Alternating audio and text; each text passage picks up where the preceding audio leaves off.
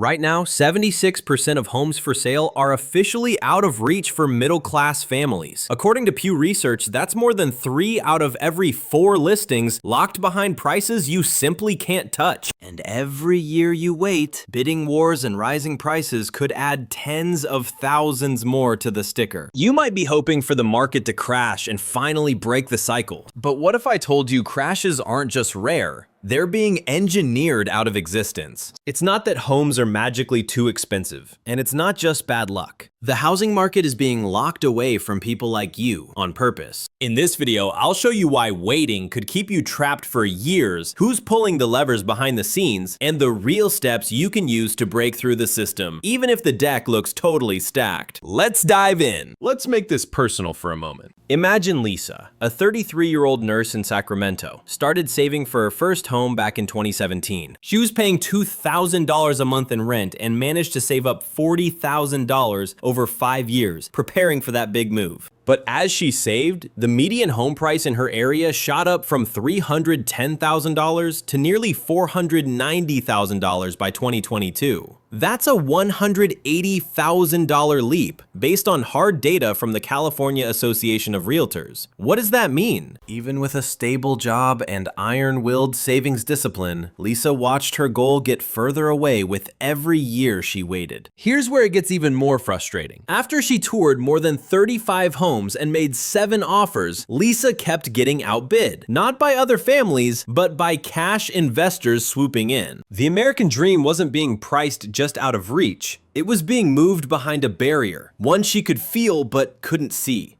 But how did we get here? The roots run deeper than most people realize, and understanding the history is critical to seeing how we move forward. Stick with me, because what happened over the last 70 years holds the keys to what you can do today.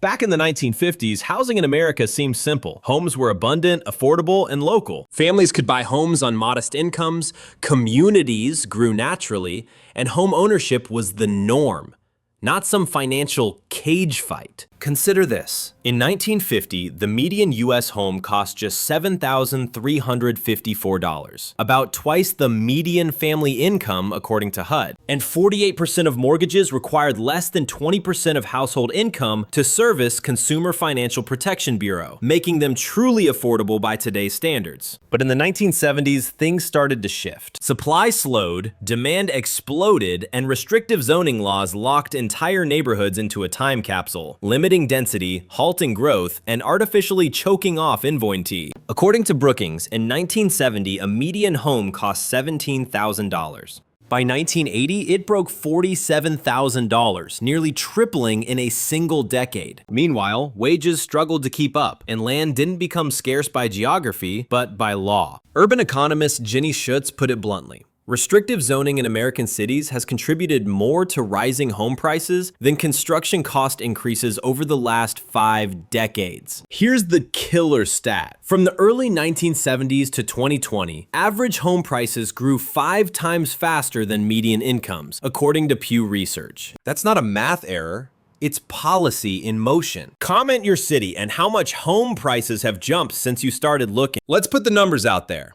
If you're in a market that's gone up more than 30% in 5 years, drop your story in the comments. We're collecting real-world proof. The next massive transformation came in the 1980s, and it changed housing forever. Wall Street created mortgage-backed securities, turning home loans into investments that could be sold, sliced, and speculated on. This new financialization meant every mortgage issued could be repackaged for profit. So banks started approving bigger and riskier loans. Developers ramped up construction of luxury stock, and a new breed of investor flooded the market. Here are the numbers. By 1985, the Federal Reserve tracked over $100 billion in mortgages being bundled and sold each year. Yale economist Robert Shiller said it best: financial innovation in housing wasn't just about access, it made the market vulnerable to booms and busts beyond anything we'd seen before. So what happened next? By the 1990s, 1990s and early 2000s, speculation became the new normal. People bought second homes, investment properties, even vacation getaways, not as shelter, but as assets to flip. Easy credit and a deregulatory environment fueled a frenzy, with homes changing hands as quickly as stocks. Then it all crashed in 2008. Millions lost everything. But instead of cleaning house, the system restocked, and the big players came back even stronger. RealtyTrack found that institutional investors bought nearly 25% of all foreclosed homes in 2011. And with so many families forced to the sidelines, a new force arrived: the corporate landlord. Here's a quick moment to set up what comes next. Stick around, because in 2 minutes, I'm going to reveal a set of steps that most buyers overlook, strategies you can actually use, even in a market designed to exclude you. Don't miss it. The 2010s only accelerated the transformation. Ultra-low interest rates made mortgages cheap, and global investors poured hundreds of billions into US real estate, seeing it as a safe haven asset. Private equity and hedge funds snatched up thousands of single-family homes, not to live in, but to rent out. As a result, homeownership among adults under 35 plummeted from 41% in 2000 to just 36% by 2020, US Census Bureau. That starter home? It didn't disappear due to lack of demand. It vanished because it was purchased by someone who didn't want a family living there. They wanted cash flow. Let's make this real with another story. Marcus, a 41-year-old school administrator in Atlanta, started hunting for his family's first home in 2015. With a budget of $250,000, he wanted a place with good schools and a fair shot at ownership. But over 3 years, Marcus and his wife kept losing out to institutional investors.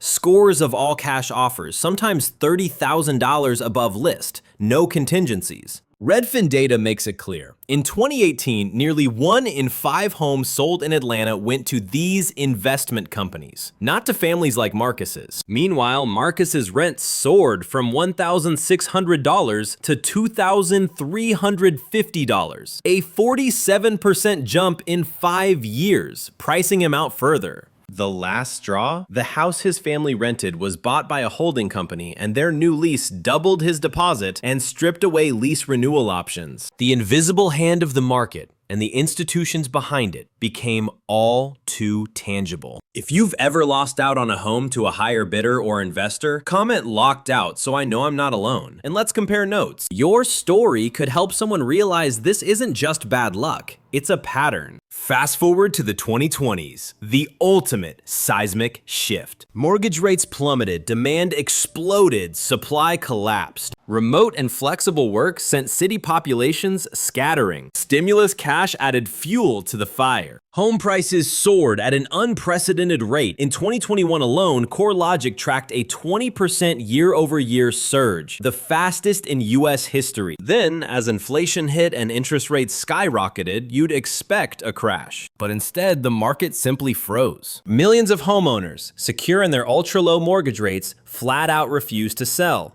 Inventory evaporated. Institutional landlords and holding companies tightened their grip on the properties they owned. And here's the stinger. By 2022, Pew Research estimated 76% of homes for sale were officially out of reach for the middle class. Not because demand was strong, but because those controlling the supply just wouldn't let go. Let's pause. If you want a free 8-step checklist to navigate this locked housing market, download the PDF I've linked below in the description. It's the same roadmap I'll walk you through in the next section, and it's fillable for your specific city and income. Grab it now before moving to the next part. You'll thank yourself later. So it's 2025. The housing market isn't just a marketplace, it's a vault. The doors are locked, the keys controlled by huge institutions. It's protected by policies, insulation, and incentives that favor everyone but actual home buyers. Understanding why is half the battle. So here's what's really keeping the system in place. The entire lockup relies on 4 levers. First is scarcity. Low inventory is no accident, it's design. There were just 870,000 homes listed in early 2023,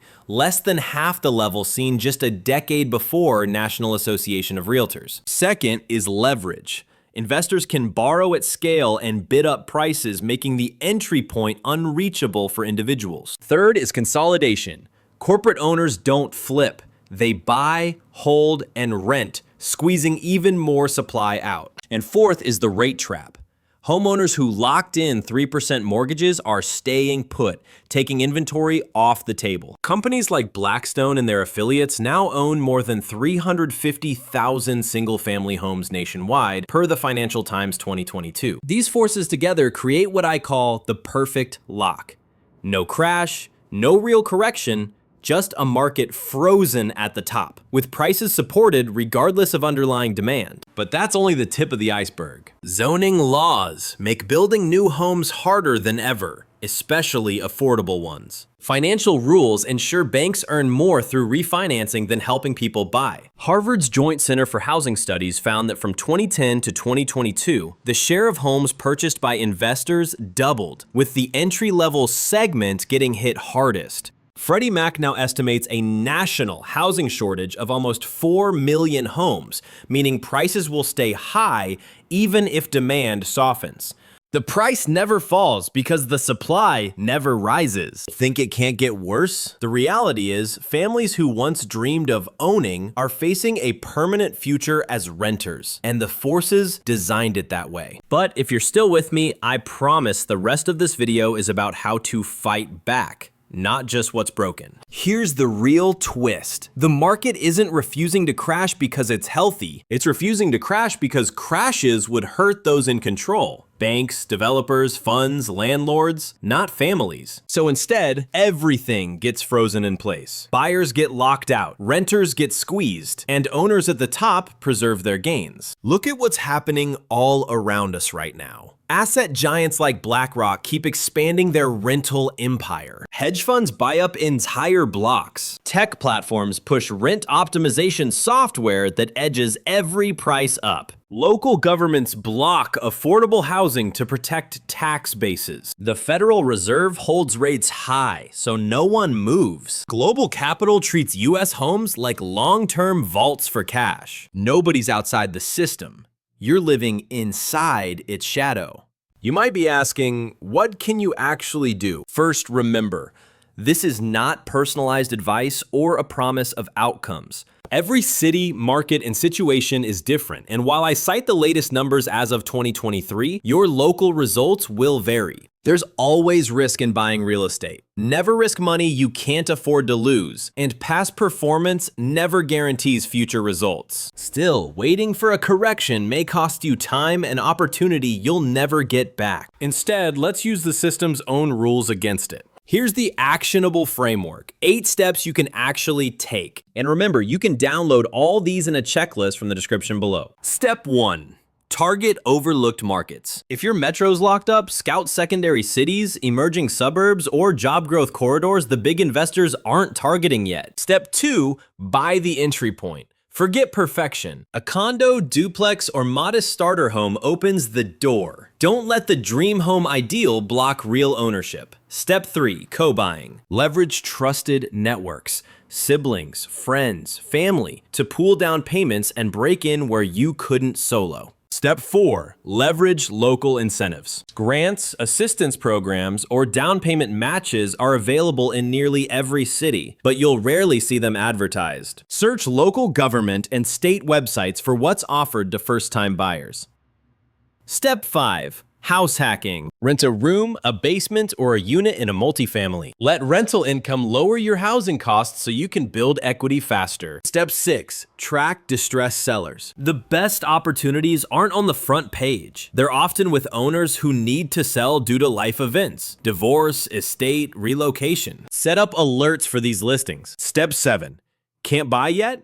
Start with exposure. Consider REITs or fractional real estate platforms to put your money to work until you're ready to jump in. Step 8. Grow your income. When prices rise faster than income, focus on skills, certifications, or side hustles to boost earnings. Your income curve needs to outpace the housing curve. Screenshot this framework or check the description for the downloadable checklist. Fill it in with your market's numbers and see which steps apply. I want you to remember something. Don't give up. It's not impossible. It's just intentionally difficult. The system isn't unbeatable, it's just hard by design. Now let's zoom in and see how these steps work in practice. Denise, a 29-year-old teacher in Phoenix, didn't wait for the market to cool. With just $15,000 saved and no family money, Denise joined forces with her cousin and targeted a duplex in a suburb the big investment firms overlooked. The property cost $285,000, with upfront costs totaling $22,800 including closing. Using a local down payment assistance grant, they each put in just $8,800. Here's the payoff. By renting out one side, their personal housing expense dropped to $650 per month, less than half of Phoenix's median rent in 2023. Within 2 years, the duplex appreciated by $40,000, and Denise's credit score jumped by over 60 points. Want to see how this math breaks down for your city? I built a free rent versus buy calculator you can download below. Plug in your own numbers and see what's possible. Was it easy? Absolutely not. But through creative strategy and partnership, Denise broke through the locked market instead of waiting another year and falling further behind. If you're stuck in analysis paralysis, use the checklist and calculator to see where your options truly are. There's much more I want to share. Case studies, alternative paths, and the hidden rules of building wealth in a system that's built not to share it easily. Stick with me on Ray Invest for the deeper breakdowns and weekly tools. You're never facing this alone. Let's recap where we've landed. The US housing market in 2025 isn't broken by accident. It's locked down by design. From restrictive zoning and financial engineering to investment institutionalization and policy inertia, systematic levers have made homeownership intentionally difficult for millions. But even in this high-stakes game, you're not powerless. If you act intentionally and leverage overlooked markets, entry-level properties, co-buying, grants, and alternative wealth-building strategies, you can turn barriers into new starting lines. Today, you've learned a data-driven history, why each lever exists, and a practical 8-step framework, including a real example from Denise and Phoenix, who used creative tactics to break through. Here's your pathway forward. First, download the checklist and calculator linked below. Tonight, fill them in with your city and your numbers. Second, pick just one strategy to focus on for the next 30 days. Whether it's searching for overlooked suburbs, scouting local grants, or starting a dialogue with friends about co-buying. Third, set up monthly reminders for the next 6 months to revisit your plan,